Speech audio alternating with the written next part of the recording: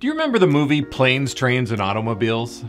It starred Steve Martin and John Candy. It was written by John Hughes and released in 1987. And it has a 92% Rotten Tomatoes score. It's a story of two guys trying to get home to their respective family Thanksgivings. Even though they have nothing in common, they end up as travel companions making the best of a series of unfortunate events while using planes, trains, and automobiles to get home. Those aren't pillows! And you're going the wrong way are quotable lines from the movie. But today's show isn't about Thanksgiving. It's too early. And neither is it about planes or automobiles. Well, it is sort of about automobiles, and it's definitely about trains. Have you ever been running late for work and the fast-moving train you were forced to wait for slowed down gently and then to a complete stop? That happens like 2 or 3 times a week in Riverside now, and it appears to be a growing issue all over America. But why? We've all experienced prices going up faster than an Apollo rocket headed to the moon. And the train companies have experienced this too. And like us, they try to cut expenses.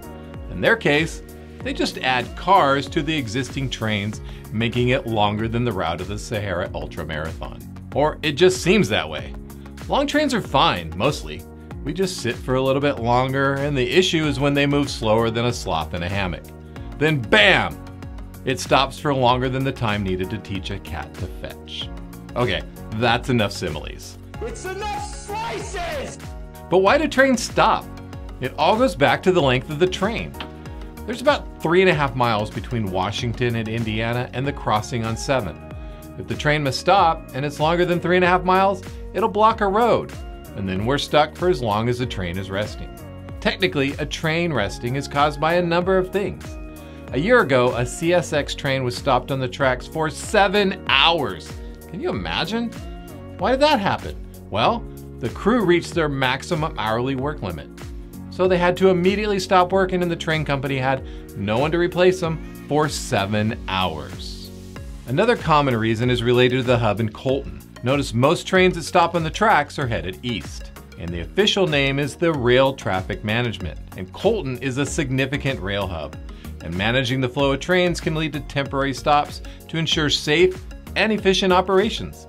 As trains get longer, the more crossings they block.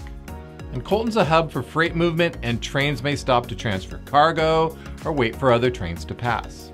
Train signals and operational delays are additional reasons, but really, those are due to the same reasons as above. Other reasons include train and train track maintenance, though I think those are pretty rare reasons for delaying our trek to work or leisure.